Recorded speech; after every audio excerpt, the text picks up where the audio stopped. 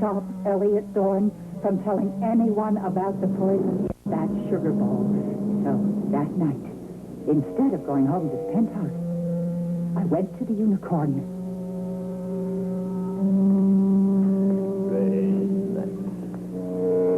Hearing sounds now. Let us move.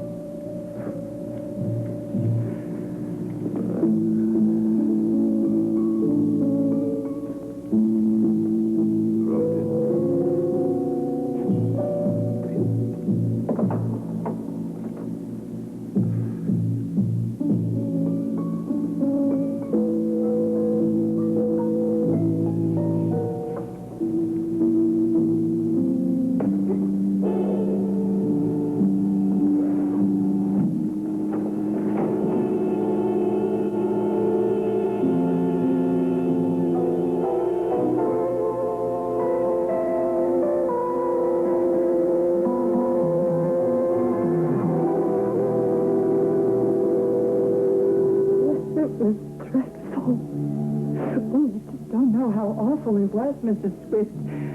But it just had to be done. I had to be safe. That was the only way to do it. Do you understand? Oh, I'm glad. Because then I discovered that I wasn't safe. I hadn't been alone in the Unicorn. Someone had been there. Someone had seen me. Now, that was you, wasn't it, Mrs. Swift? No, I wasn't there. Oh, yes, it was. You told the police you were there, and you told them that you saw someone there. No, I saw Kelly McGrath. I said I saw Kelly McGrath. The young man, puppeteer. But he wasn't there. Only his puppets were there. I was very grateful for that, I can tell you. Well, I can't tell you why I took the clown puppet with me. I suppose I saw the blood and thought it might incriminate me in some way, so I stuffed it in my pocketbook and laughed. Molly, I didn't see you. Ask the police. Really, I didn't accuse you. No, I don't know whether I should believe. No, you can believe me.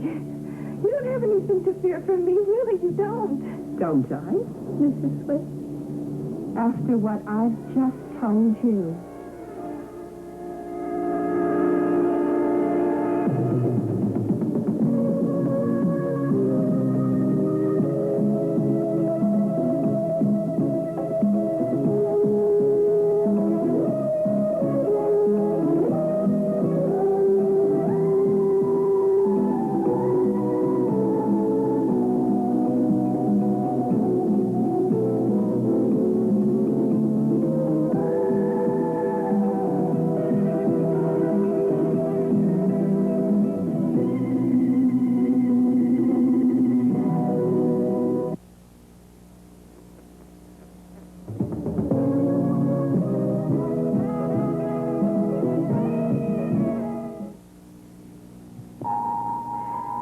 Listen to me.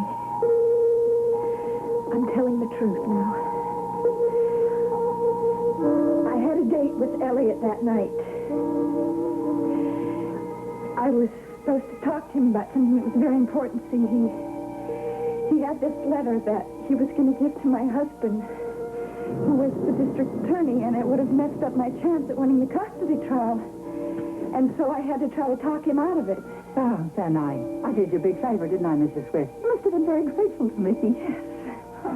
Yes, so you did the whole world a favor. Nobody's mad at you. He was a horrible man. Now, they'll probably give you a very light sentence. No. I don't want any sentence. I'm not going to prison, Mrs. Swift. I told you. I'd rather be dead than in a place like that. Molly, then why don't you leave town? See, I won't tell anybody. I've already told the police that I saw Kelly McGrath there. Why? Why did you tell them that when you know it wasn't true? Because they were hounding me. They thought that I killed Elliot, and I told them I didn't, but then when they knew that I was at the Unicorn, I had to tell them something. And besides, Kelly McGrath is a maniac. Is he? Yes. Why else would he have tried to stab his own attorney? And you did it, didn't you? Why? Why would you try to kill a harmless person like Cliff Nelson? Harmless? Oh, Mrs. Swift, not on your life. That's a very clever young man. Clever enough to frighten me. Molly, why? Well, there was a party, remember? In the middle of the custody suit, when that letter of yours came into court and everybody was so happy about it. Well, I still don't know what happened. You were going to tell me. Well, how'd you get that letter? Well, I told you all about that. It was all Cliff's work. I may not be much of a lawyer, but he's a wonderful detective. Well, I've been thinking about this stuff. You know, I may be willing to change jobs. This detective work is fun. Don't get carried away. No, I'm working on my next case already. Which one's that? Elliot Dorn's murder. Are you serious, Cliff? Yeah, I know who killed Elliot Dorn, and I'm going to prove it, too. I heard that while I was passing sandwiches around to everybody. I pretended, of course, that I wasn't listening and that I wasn't frightened about what I was hearing, but I was. And you know what? Mr. Scott saved my life. Draper? He did.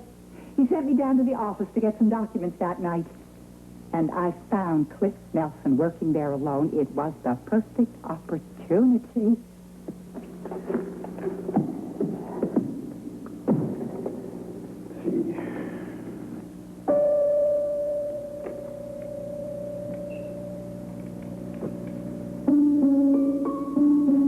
It was still in my handbag.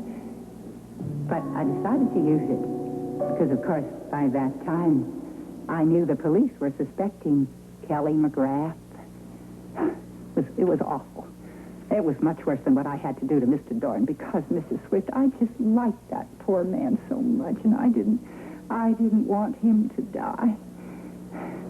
I was so flustered, I forgot to leave the puppet. I just stuffed it in my bag and ran out down the corridor. While I was waiting for the elevator, I noticed that someone was coming up to my floor. So I hid in the corner, and I watched him go right down the hall in the direction of the office that I had just left. McGrath? Yes, but I didn't know it. All I knew is that I had to get out of there. Well, I rang the elevator, and then I heard his footsteps coming back behind me, so I decided quickly I'd turn around and look as if I was just getting off.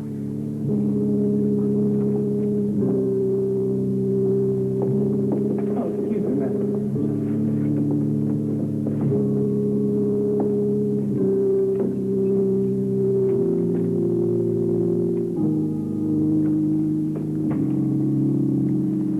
It seemed the best idea to go back to the office and pretend that that was the first time I'd come in, and that's what I did. So you see, Mrs. Swift, that's how I discovered Mr. Nelson's body.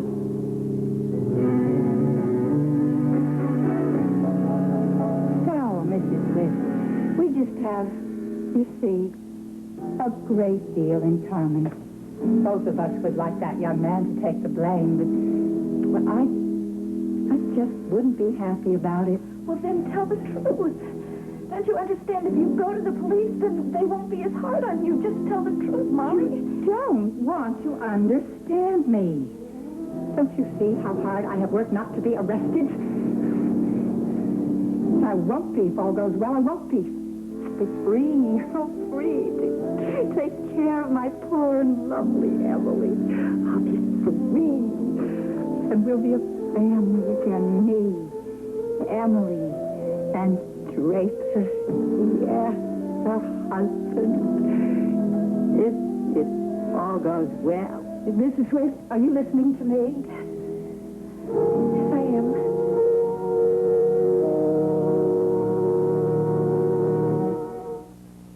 I don't...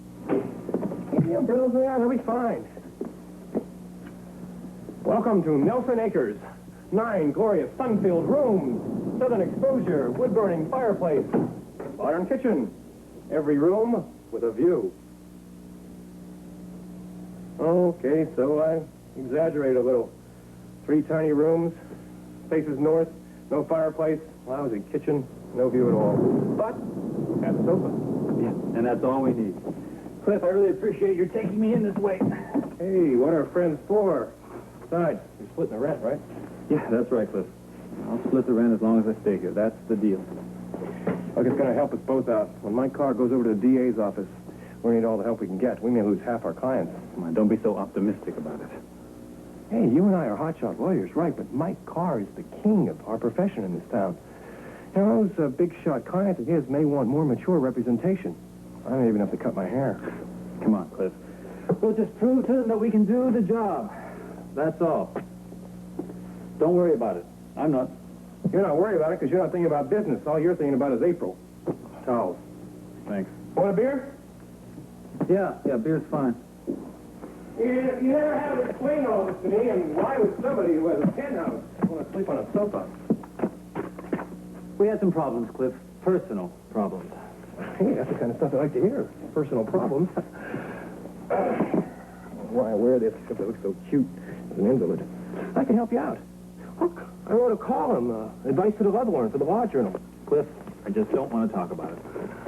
Okay, I'll have to play detective. Let's see. Has to do with your wife. Why else would a guy get kicked out of his house? You had a fight. Disagreement. Why? Draper, have you been fooling around? Sorry. That was in bad taste. I'll, go get some sheets. Yeah, don't forget the toothbrushes. You said you had a couple of extra. I forgot mine. Yeah, I got a dozen for the holidays. Well, some gorgeous girl might want to stay over, right? I still got a dozen of them left.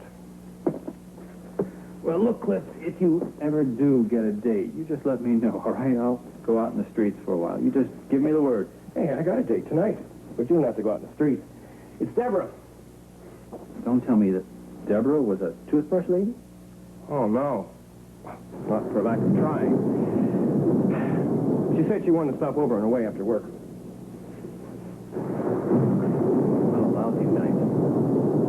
Certainly is. Miserable. Not as miserable as you. Come on, cheer up.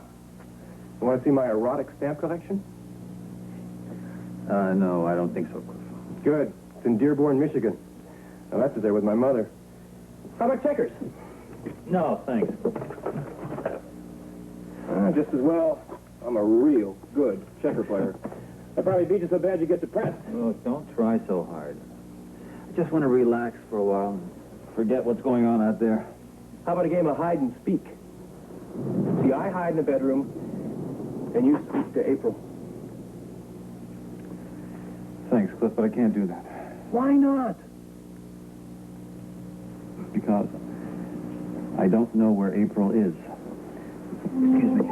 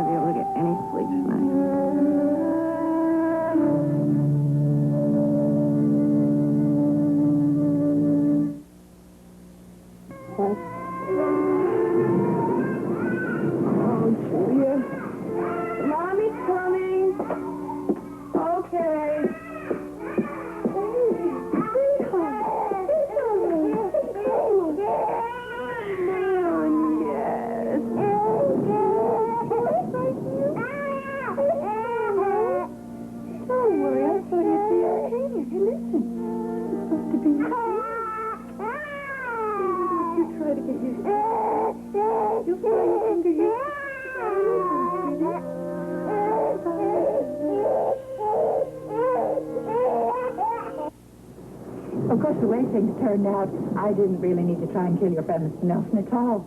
He didn't have a clue about who killed Elliot Dorn. He was just bluffing. He's a jerk. He thought I was the suspect.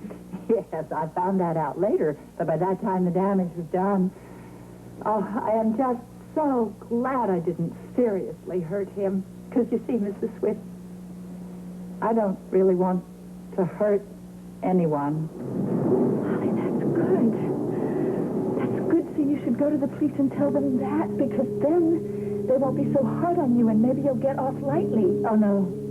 You never get off lightly when it comes to murder. It's much better just to simply never tell them the truth. But that's impossible, don't you understand? The chief of police is a smart man. But he's already indicted Kelly McGrath. That doesn't make him too smart.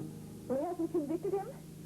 And Kelly McGrath has a very good lawyer, don't you see? If he gets off, then the case is still open, and that means you can be in more trouble than you are right now. But I'm not in any trouble, Mrs. Swift. You think that anyone thinks that I'm involved? I'm innocent. I had no reason to kill Mr. Dorn that any of them could possibly know about. Isn't that true? No. And why should they suspect that I wanted to hurt Mr. Nelson? He was just a stranger to me. And Mrs. Swift, think about the third victim. Third victim. It was you. Yes, Mrs. Swift. It was me. I decided to play that little game one afternoon when I was in the hospital and I saw Kelly McGrath. He was doing one of his puppet shows with children. And I suddenly realized who he was and how perfect it would be if I was attacked. Mr. Scott, I don't know what to do. I think someone's after me. I don't know who it is, a mugger or a purse snatcher, somebody. I was on my way to the bus stop, and I heard footsteps. I looked back, and someone ducked into a doorway. Molly, you sure you're not just using your imagination too much? There was someone. Mr. Scott, I'm on the phone with it. I'm afraid to come out. Please watch me. Molly, take it easy and listen to me. I want you to hang up the phone, dial the emergency number. The police can get a car faster there than I can get there. And when you finish that, hang up and call us back so we know you're all right, all right? Yes, of course, that's what I should do. I'm really sorry to have bothered you, but I'm probably not. And that's exactly what it was. Nothing at all. I got out of the phone booth. I took the puppet out of my pocketbook. I dropped it on the ground, and I fainted. I can tell you that I was so tense by that time, the faint was really genuine. Yes, and I sent for an ambulance. That's the first thing I did. You know, I didn't see anyone at all in the vicinity. But I did find something.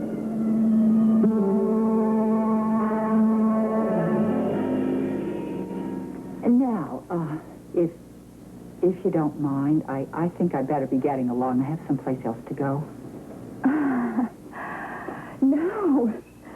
No, I don't mind at all. Go ahead, Molly. You see, April went down to the other house, you know, the old house in Oakdale. Yes, I know. She went back there with the baby, and that's where she's staying. And that's, well, I'm going to go there, you know, just to see that there are no more problems for Emily, and that she's happy, and that Draper is free.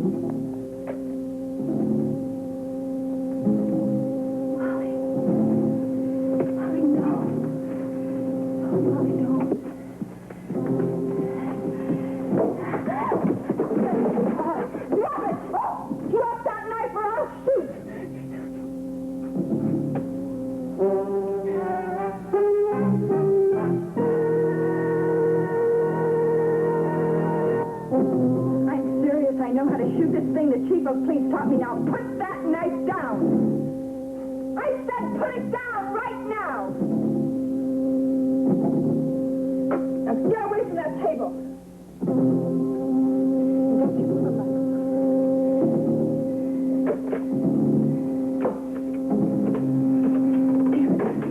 Mrs. Fish, you don't have to do that. I'll just go away and you'll never hear from me again. I'll just take Emily. We'll both go away together. Don't you make one move toward me, you raving lunatic! Why won't you understand me? Emily is so alone in the world. I made a promise to her father, her dying father, that I would take care of her. She's just like a daughter to me. You are insane and you need to be locked up. I know what I did was wrong. But what's done is done. Now, why does anybody want to send me to prison? You think I'm going to let you out of here so you can go to Oakdale and murder April? Why should you worry? You've never cared very much about April Scott. My God, that doesn't mean I'm going to go let you murder her. Now, get back! I'm calling the police. Got it. Oh, guys.